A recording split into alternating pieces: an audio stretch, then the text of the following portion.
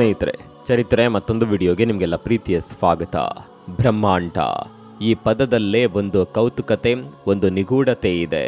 ಇನ್ನು ಈ ಪದಕ್ಕೂ ಹಿಂದೂ ಸನಾತನ ಪರಂಪರೆಗೂ ಒಂದು ಅವಿನಾಭಾವ ಸಂಬಂಧವೂ ಇದೆ. ಹಿಂದೂ ಧರ್ಮದಲ್ಲಿ ದೇವರನ್ನ ಬ್ರಹ್ಮಾಂಡ ರೂಪವೆಂದೇ ಪೂಜಿಸ್ತಾರೆ. ಈ ಬ್ರಹ್ಮಾಂಡದಲ್ಲಿ ಹಲವು ರಹಸ್ಯಗಳು ತುಂಬಿಕೊಂಡಿವೆ. ಅಮೆರಿಕಾದ ಭೌತಶಾಸ್ತ್ರಜ್ಞ ಹಾಗೂ ಮಹಾನ್ ವಿಜ್ಞಾನಿ ನಿಕೋಲಾ ಟೆಸ್ಲಾ ಅವರ ಪ್ರಕಾರ ಇಡೀ ಈ ಬ್ರಹ್ಮಾಂಡದ ರಹಸ್ಯ 3 ಸಂಖ್ಯೆಗಳಲ್ಲಿ ಇದೆಯಂತೆ. 3, 6, 9 ಈ 3 ಸಂಖ್ಯೆಗಳಲ್ಲಿಯೇ ಇಡೀ ಬ್ರಹ್ಮಾಂಡದ ನಿಗೂಢತೆ ಅಡಗಿದೆ ಅಂತ ಟೆಸ್ಲಾ ಹೇಳ್ತಾರೆ. ಅವರ ಪ್ರಕಾರ ಇದು ಬ್ರಹ್ಮಾಂಡದ ರಹಸ್ಯ ಕೋಡ್ ಆಗಿದೆ. ಯಾರು ಈ ಕೋಡ್ಗಳ ರಹಸ್ಯ ಅರ್ಥಕೊಳ್ತಾರೋ ಅವರಿಗೆ ಇಡೀ ಬ್ರಹ್ಮಾಂಡದ ಕೀಲಿ ಕೈ ದೊರೆತಂತೆ. ಕೇಳಲು ಇದು ನಿಮಗೆ ವಿಚಿತ್ರ ಅನಿಸಬಹುದು. ಇಷ್ಟು ದೊಡ್ಡ ಬ್ರಹ್ಮಾಂಡದ ನಿಗೂಢತೆ ಕೇವಲ 3 ಸಂಖ್ಯೆಗಳಲ್ಲಿ ಅದು ಹೇಗೆ ಅಂತ ಪ್ರಶ್ನಿಸಬಹುದು. ಅಸಲಿಗೆ ಈ ನಂಬರ್ ಹಿಂದೆ ಇರುವ ರಹಸ್ಯ ತಂತ್ರ ಅಥವಾ ಅರ್ಥ ಏನು? ನಿಜಕ್ಕೂ ಇದು ಬ್ರಹ್ಮಾಂಡದ ರಹಸ್ಯ ಕೋಡ? ವಿಜ್ಞಾನಿ ಟೆಸ್ಲಾ ಹೇಳಿದ ಈ ಕೋಡನ್ನ ಅರ್ಥ ಮಾಡಿಕೊಳ್ಳುವುದು ಹೇಗೆ?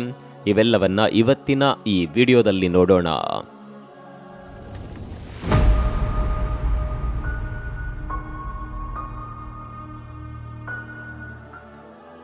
ನಿಕೋಲಾ ಟೆಸ್ಲಾ ಒಬ್ಬ ಸರ್ಬಿಯನ್ ಮೂಲದ ಅಮೆರಿಕ ವಿಜ್ಞಾನಿ.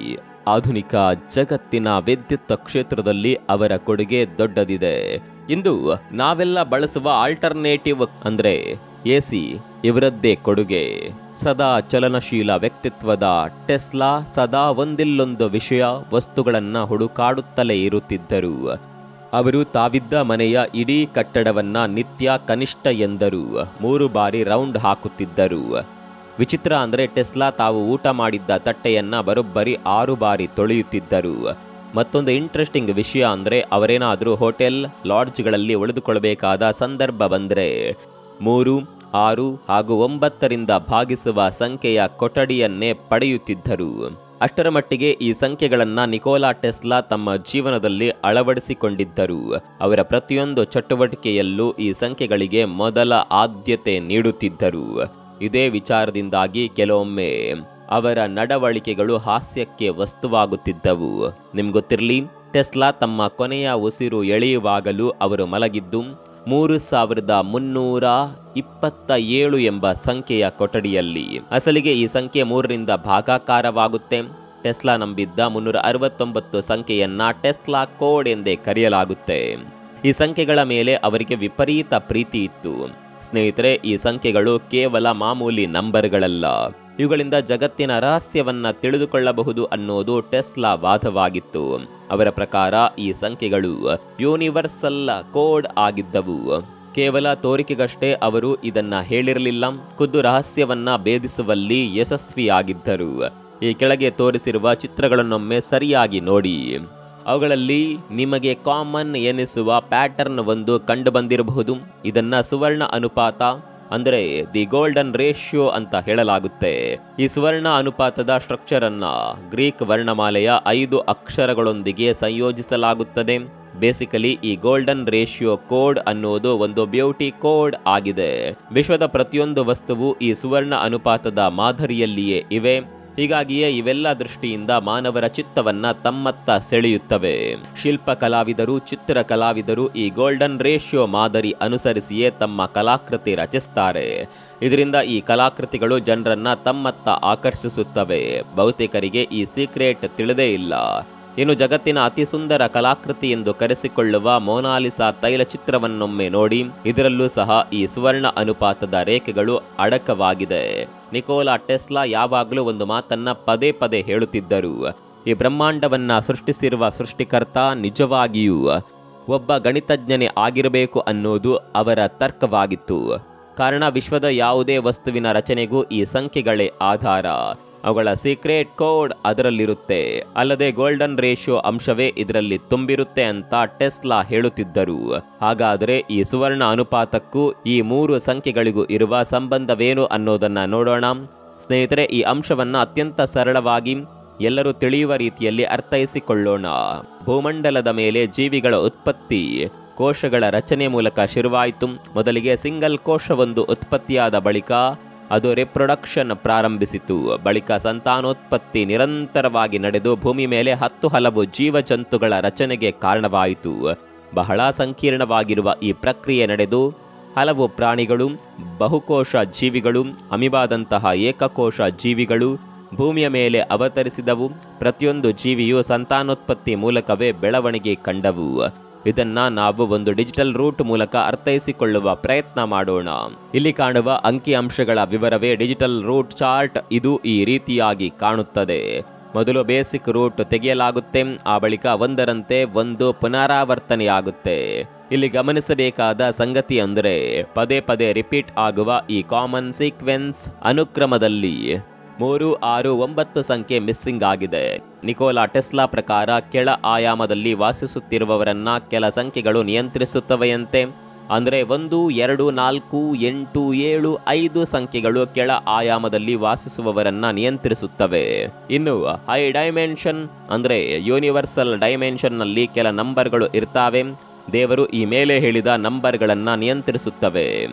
ಸುಲಭವಾಗಿ ಹೇಳೋದಾದರೆ ಹೈ ಡೈಮೆನ್ಷನ್ ನಂಬರ್ ಆಗಿರುವ 3, 6, 9 ಸಂಖ್ಯೆಗಳು 1, 2, 4, 8, 7, 5 ಸಂಖ್ಯೆಯನ್ನ ನಿಯಂತ್ರಿಸುತ್ತದೆ. ಸ್ನೇಹಿತರೆ, ಇದು ಬಹಳ ಸಂಕೀರ್ಣವಾದ ವಿಷಯ, ಹೀಗಾಗಿ ಸುಲಭವಾಗಿ ಅರ್ಥವಾಗದು. ಆದರೂ ಒಂದಷ್ಟು ವಿಷಯವನ್ನ ತಿಳಿಸುವ ಪ್ರಯತ್ನ ಮಾಡಲಾಗಿದೆ. ಈಗ ಇನ್ನಷ್ಟು ಸರಳವಾಗಿ ಅರ್ಥ ಮಾಡಿಕೊಳ್ಳೋಣ. ಇಲ್ಲಿ ಮಿಸ್ಸಿಂಗ್ ಆಗಿರುವ ಸಂಖ್ಯೆಗಳಾದ 3, 6, 9 ಸೃಷ್ಟಿಕರ್ತನ ಸಂಖ್ಯೆಗಳಾಗಿವೆ. ಇಲ್ಲಿ ಒಂದು ವೃತ್ತವನ್ನ ಬಿಡಿಸೋಣ. ಈ ವೃತ್ತದ ಸುತ್ತಲೂ 9ರವರೆಗೆ ಸಂಖ್ಯೆಗಳನ್ನ ಬರೆಯೋಣ. ಇಲ್ಲಿ ಮೊದಲು 1ರೊಂದಿಗೆ 1ರ ಸಂಕಲನ ಮಾಡೋಣ. ಆಗ ಬರುವ ಉತ್ತರ 2 ಆಗುತ್ತೆ. ಹಾಗೆ 2ಅನ್ನ 2ರೊಂದಿಗೆ ಸೇರಿಸೋಣ. ಆಗ ಬರುವ ಉತ್ತರ 4. ಗಮನಿಸಿ, 3 ಮಿಸ್ಸಿಂಗ್ ಆಗುತ್ತದೆ. ಬಳಿಕ 4ಅನ್ನ 4ರೊಂದಿಗೆ ಸೇರಿಸಿದಾಗ ಅದು 8 ಆಗುತ್ತೆ. ಇನ್ನು 8ಅನ್ನ ಡಬಲ್ ಮಾಡಿದ್ರೆ 16 ಅನ್ನುವ ಉತ್ತರ ಬರುತ್ತೆ. ಇಲ್ಲಿ 16ರ ಸಂಖ್ಯೆಯ 1 ಮತ್ತು 6ಅನ್ನ ಸೇರಿಸಿದ್ರೆ ಬರುವ ಉತ್ತರ 7 ಆಗುತ್ತೆ. ಹಾಗೆ ಈ 7ಅನ್ನ ಡಬಲ್ ಮಾಡಿದ್ರೆ ಬರುವ ಉತ್ತರ 14. ಇಲ್ಲಿ ಈ ನಂಬರ್ನಲ್ಲಿ ಬರುವ ಸಿಂಗಲ್ ನಂಬರ್ಗಳನ್ನ ಕೂಡಿಸಿದ್ರೆ ಸಿಗುವುದು 5 ಅಂಕಿ. ಅಂದರೆ 1 ಪ್ಲಸ್ 4ಅನ್ನ ಕೂಡಿಸಿದ್ರೆ 5 ಆಗುತ್ತೆ. ಹೀಗಾಗಿ 7ರ ಬಳಿಕ ನಾವು 5 ನಂಬರ್ಗಳನ್ನ ತೆಗೆದುಕೊಳ್ಳೋಣ. ಇಲ್ಲಿ 5ಅನ್ನ ಡಬಲ್ ಮಾಡಿದ್ರೆ ಬರುವ ಉತ್ತರ 10. ಇಲ್ಲಿ 1 ಮತ್ತು 0ಯನ್ನ ಕೂಡಿಸಿದ್ರೆ ಬರುವ ಉತ್ತರ ಮತ್ತದೇ 1ನೇ ಸಂಖ್ಯೆ. ಇಲ್ಲಿ ಕಾಣುವ ಈ ಪ್ಯಾಟರ್ನ್ ನಲ್ಲಿ 1, 2, 4, 8, 7, 5 ಕೂಡುತ್ತವೆ. ಆದರೆ ಇಲ್ಲಿ 3, 6 ಹಾಗೂ 9 ಮಿಸ್ಸಿಂಗ್ ಆಗಿವೆ. ಗೆಳೆಯರೆ, ಟೆಸ್ಲಾ ಕೋಡ್ ಪ್ರಕಾರ 3ರ ಸಂಖ್ಯೆ 1, 2, 4ರ ಸಂಖ್ಯೆಯನ್ನ ನಿಯಂತ್ರಿಸುತ್ತೆ. ಹಾಗೆ 7, 8, 5 ನಂಬರನ್ನ 6ರ ಸಂಖ್ಯೆ ನಿಯಂತ್ರಿಸುತ್ತದೆ. ಕೊನೆಯದಾಗಿ ಪ್ರೈಮ್ ನಂಬರ್ ಎಂದು ಕರೆಸಿಕೊಳ್ಳುವ 9ರ ಸಂಖ್ಯೆ ಕ್ರಿಯೇಟರ್ಸ್ ನಂಬರ್ಸ್ಗಳಾದ 3 ಮತ್ತು 6ಅನ್ನ ನಿಯಂತ್ರಿಸುತ್ತದೆಯಂತೆ. ಇಲ್ಲಿ 3, 6, 9ರಲ್ಲಿ 9ರ ಸಂಖ್ಯೆಯನ್ನ ಅತ್ಯಂತ ಪವರ್ಫುಲ್ ಸಂಖ್ಯೆ ಎಂದೇ ಹೇಳಲಾಗಿದೆ. ಇನ್ನು 360 ಡಿಗ್ರಿ ಕೋನವನ್ನ ಬಿಡಿಸಿದಾಗ ನಮಗೆ ಅದರಲ್ಲೂ 9 ಸಿಗುತ್ತದೆ. ಅಂದರೆ ಇಲ್ಲಿ 3 ಹಾಗೂ 6ಅನ್ನ ಸಂಕಲನ ಮಾಡಿದರೆ 9 ಎನ್ನುವ ಉತ್ತರ ಸಿಗುತ್ತದೆ. ಇನ್ನು 180 ಡಿಗ್ರಿ ಕೋನ ಬಿಡಿಸಿದ್ರೂ ಅದರ ಸಂಕಲನದ ಉತ್ತರವು 9 ಬರುತ್ತದೆ. ಇನ್ನು 90 ಡಿಗ್ರಿಯ ಲಂಬಕೋನ ರಚಿಸಿದಾಗಲೂ ನಮಗೆ ಅದರ ಮೂಲಾಂಕ ಉತ್ತರ 9ರ ಸಂಖ್ಯೆಯೇ ಆಗಿರುತ್ತೆ. ಇನ್ನು ಇದನ್ನ 45 ಡಿಗ್ರಿಯಲ್ಲಿ ನೋಡಿದಾಗಲೂ ಅದರ ಸಂಕಲನದ ಉತ್ತರ 9 ಬರುತ್ತೆ. ಇನ್ನು ಸಿಂಗ್ಯುಲಾರಿಟಿ ನಂಬರ್ಗೆ ಹೋದಾಗಲೂ ನಮಗೆ 9ರ ಉತ್ತರ ಬರುತ್ತೆ. ವಿಜ್ಞಾನದ ಭಾಷೆಯಲ್ಲಿ ಈ ಸಿಂಗ್ಯುಲಾರಿಟಿ ನಂಬರ್ ಯಾವತ್ತೂ ಸೃಷ್ಟಿಕರ್ತ ದೇವರ ಸಂಖ್ಯೆಯೇ ಆಗಿರುತ್ತೆ. ಇನ್ನು ಇದು ಕೇವಲ ವೃತ್ತಗಳಿಗಷ್ಟೇ ಅನ್ವಯವಾಗಲಾರದು, ಆಯತಾಕಾರ, ತ್ರಿಭುಜಾಕಾರಗಳಿಗೂ ಅನ್ವಯವಾಗುತ್ತೆ. ಉದಾಹರಣೆಗೆ ತ್ರಿಭುಜವನ್ನೇ ತೆಗೆದುಕೊಳ್ಳಿ. ಇಲ್ಲಿ ತ್ರಿಭುಜದ ಪ್ರತಿ ಕೋನವು 60 ಡಿಗ್ರಿಯ ಲಘು ಕೋನವಾಗಿರುತ್ತೆ. ಇಲ್ಲಿ 3 ಕೋನಗಳ 60 ಡಿಗ್ರಿಯನ್ನ ಸಂಕಲನ ಮಾಡಿದ್ರೆ ಬರುವ ಉತ್ತರ 180. ಇಲ್ಲಿ 1 ಪ್ಲಸ್ 8 ಪ್ಲಸ್ 0ಯನ್ನ ಕೂಡಿಸಿದ್ರೆ ಬರುವ ಉತ್ತರ 9 ಆಗಿರುತ್ತೆ. ಇನ್ನು ಆಯತಾಕಾರದ 4 ಮೂಲೆಗಳು ಲಂಬಕೋನವಾಗಿರುತ್ತದೆ. ಅಂದರೆ ಪ್ರತಿಯೊಂದು ಮೂಲೆಯು 90 ಡಿಗ್ರಿ ವ್ಯಾಸ ಹೊಂದಿರುತ್ತವೆ. ಇಲ್ಲಿ 4 ಕೋನಗಳನ್ನ ಕೂಡಿಸಿದ್ರೆ ಬರುವ ಉತ್ತರ 360. ಅದರಂತೆ ಈ 3 ಹಾಗೂ 6ಅನ್ನ ಸಂಕಲನ ಮಾಡಿದ್ರೆ ಬರುವ ಉತ್ತರ 9 ಆಗಿರುತ್ತೆ. ಇವಿಷ್ಟೇ ಅಲ್ಲ, ಪಂಚಭುಜಾಕೃತಿ, ಷಡಭುಜಾಕೃತಿ, ಅಷ್ಟಭುಜಾಕೃತಿ ಹೀಗೆ ಯಾವುದೇ ಬಹುಭುಜಾಕೃತಿಗಳನ್ನ ತೆಗೆದುಕೊಂಡರೂ ಬರುವ ಉತ್ತರ 9 ಆಗಿರುತ್ತದೆ. ಈ ವಿಶ್ವದ ಏನೇ ಮೂಲಭೂತ ವಿನ್ಯಾಸವನ್ನ ತೆಗೆದುಕೊಂಡರೂ ಅದರ ರಚನೆ 9ರ ಸಂಖ್ಯೆಯನ್ನೇ ಆಧರಿಸಿರುತ್ತದೆ. ಅಲ್ಲದೆ ಕೊನೆಯದಾಗಿ ಈ ಬಹುಭುಜಾಕೃತಿಗಳು ವೃತ್ತದ ಆಕಾರಕ್ಕೆ ಬಂದು ನಿಂತಿರುತ್ತವೆ. ಇನ್ನು ಭೂಮಿಯ ನೈಸರ್ಗಿಕ ಉಪಗ್ರಹ ಎಂದು ಕರೆಸಿಕೊಳ್ಳುವ ಚಂದ್ರನ ವ್ಯಾಸ ಬರೋಬ್ಬರಿ 2160 ಮೈಲಿಗಳು. ಈ ನಂಬರ್ನ ಡಿಜಿಟಲ್ ರೂಟ್ ತೆಗೆದರೆ ಇದರ ಉತ್ತರ 2+1+6+0 ಅಂದರೆ 9 ಆಗಿರುತ್ತೆ. ಸ್ನೇಹಿತರೆ, ಚಂದ್ರನಷ್ಟೇ ಅಲ್ಲ, ನಮ್ಮ ಭೂಮಿಯ ಡಿಜಿಟಲ್ ರೂಟ್ ಸಹ 9 ಆಗಿದೆ. ನಮ್ಮ ಭೂಮಿಯ ವ್ಯಾಸ ಬರೋಬ್ಬರಿ 7920 ಮೈಲ್ಸ್ ಆಗಿದೆ. 7+9+2+0 ಅಂದರೆ 18, 1+8 ಅಂದರೆ 9. ಹೀಗಾಗಿ ಇದರ ಡಿಜಿಟಲ್ ರೂಟ್ ಕೂಡ 9ರ ಸಂಖ್ಯೆಗೆ ಬಂದು ನಿಲ್ಲುತ್ತೆ. ಇನ್ನು ಸೂರ್ಯನ ವ್ಯಾಸ 8,64,000 ಮೈಲ್ಸ್ ಇದೆ. ಅದರಂತೆ ಇದರ ಡಿಜಿಟಲ್ ರೂಟ್ 8+6+4 ಅಂದರೆ 18, 1+8 ಅಂದರೆ 9 ಆಗಿದೆ. ಸ್ನೇಹಿತರೆ, ಇನ್ನು ಇದಕ್ಕಿಂತಲೂ ಶಾಕಿಂಗ್ ಎನಿಸುವ ಮತ್ತೊಂದು ವಿಷಯವಿದೆ. ಅದೇ ಬೆಳಕಿನ ವೇಗದ ಡಿಜಿಟಲ್ ರೂಟ್. ಅಂದ ಹಾಗೆ ಬೆಳಕಿನ ವೇಗ ಪ್ರತಿ ಸೆಕೆಂಡಿಗೆ 1,86,282 ಮೈಲ್ಸ್ ಆಗಿರುತ್ತೆ. ಹಾಗಾಗಿ ಬೆಳಕಿನ ಡಿಜಿಟಲ್ ರೂಟ್ 1+8+6+2+8+2 ಅಂದರೆ 27. ಇಲ್ಲಿ 2+7 ಅಂದರೆ 9 ಆಗಿರುತ್ತೆ. ಇನ್ನು 1 ಗಂಟೆಯಲ್ಲಿ 3600 ಸೆಕೆಂಡ್ಗಳಿರುತ್ತವೆ. ಇದರ ಡಿಜಿಟಲ್ ರೂಟ್ 9 ಆಗಿರುತ್ತೆ. ಇನ್ನು ಭಾರತೀಯ ಸೌರಮಂಡಲದ ವಿಚಾರದಲ್ಲೂ ಇದೇ ಸತ್ಯವಾಗಿದೆ. ನಮ್ಮ ಹಿಂದೂ ಜ್ಯೋತಿರ್ವಿಜ್ಞಾನದ ಪ್ರಕಾರ ನವಗ್ರಹಗಳಿವೆ. ನಿಕೋಲಾ ಟೆಸ್ಲಾ ತಮ್ಮ ಸಂಶೋಧನೆ ಉದ್ದಕ್ಕೂ 9ರ ಮ್ಯಾಜಿಕ್ ಸಂಖ್ಯೆಯ ಕುರಿತು ಬಹಳಷ್ಟು ಹೇಳಿದ್ದಾರೆ. ಈ ಸಂಖ್ಯೆಯ ಕುರಿತಾಗಿ ಅವರು ಸಾಕಷ್ಟು ಸಂಶೋಧನೆ ಮಾಡಿದ್ದಾರೆ. ಜಗತ್ತಿನ ಪ್ರತಿಯೊಂದು ವಸ್ತುವು ಈ 3 ಸಂಖ್ಯೆಗಳಿಂದಲೇ ಆಗಿವೆ ಅಂತ ಅವರ ತರ್ಕ. ಅದಕ್ಕೆ ಪೂರಕವಾಗುವ ಹಲವು ಪುರಾವೆಗಳಿವೆ. ನೀವು ಸಂಖ್ಯಾ ಕೋಷ್ಟಕದಲ್ಲಿ ಬರುವ ಯಾವುದಾದರೂ 3 ಅನುಕ್ರಮ ಸಂಖ್ಯೆಗಳನ್ನು ತೆಗೆದುಕೊಳ್ಳಿ. ಉದಾಹರಣೆಗೆ ನಾನಿಲ್ಲಿ 35, 36, 37 ತೆಗೆದುಕೊಳ್ಳುತ್ತೇನೆ. ಇದರ ಪ್ರತಿ ಸಂಖ್ಯೆಗಳನ್ನು ಕೂಡಿದಾಗ ಬರುವ ಉತ್ತರ 27 ಬರುತ್ತದೆ. ಇನ್ನು ಇದರ ಮೊತ್ತವಾದ 2+7 ಕೂಡಿದಾಗ 9 ಬರುತ್ತದೆ. ಹೀಗೆ ವಿಶ್ವದ ಯಾವುದೇ 3 ಅನುಕ್ರಮ ಸಂಖ್ಯೆಯನ್ನು ತೆಗೆದುಕೊಂಡರೂ ಅದರ ಉತ್ತರ 3, 6 ಅಥವಾ 9 ಈ 3 ಸಂಖ್ಯೆಗಳಲ್ಲೇ ಒಂದಾಗಿರುತ್ತದೆ. ಟೆಸ್ಲಾ ಸೂತ್ರದ ಅನುಸಾರ ಈ ಇಡೀ ಬ್ರಹ್ಮಾಂಡ ಶೂನ್ಯದಿಂದಲೇ ಶುರುವಾಗಿದೆ, ಹಾಗೆ ಅಂತಿಮವಾಗಿ ಶೂನ್ಯದಿಂದಲೇ ಕೊನೆಗೊಳ್ಳುತ್ತದೆ. ಶೂನ್ಯದಿಂದ ಶೂನ್ಯದವರೆಗೆ ಸಾಗುವ ಬ್ರಹ್ಮಾಂಡಕ್ಕೆ ಶಕ್ತಿ ಈ 9ರ ಸಂಖ್ಯೆಯಿಂದಲೇ ದೊರಕುತ್ತದೆ. ಅಲ್ಲದೆ ಅಸಲಿಗೆ 9 ಅಂತಿಮವಾಗಿ ಶೂನ್ಯವನ್ನೇ ಪ್ರತಿನಿಧಿಸುತ್ತದೆ.